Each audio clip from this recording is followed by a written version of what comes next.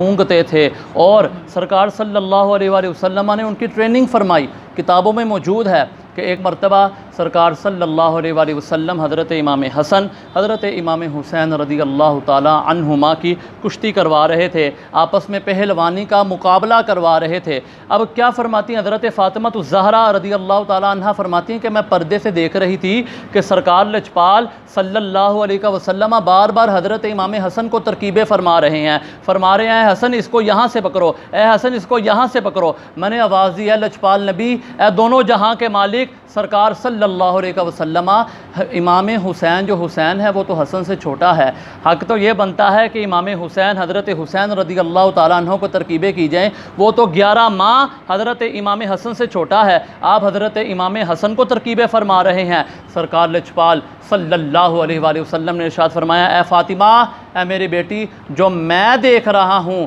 وہ تو نہیں دیکھ رہی۔ عرض کی بابا جان آپ کیا دیکھ رہے ہیں؟ سرکار صلی اللہ علیہ وآلہ وسلم نے ارشاد فرمایا، میں حسن کو ترکیبیں فرما رہا ہوں اور جبرائیل امام حسین کو ترکیبیں فرما رہے ہیں۔ یہ حضرت اللہ یا رسول اللہ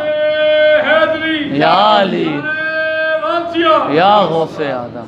یہ حضرت امام حسین رضی اللہ تعالی عنہ کی شان ہے کہ سرکار صلی اللہ علیہ وآلہ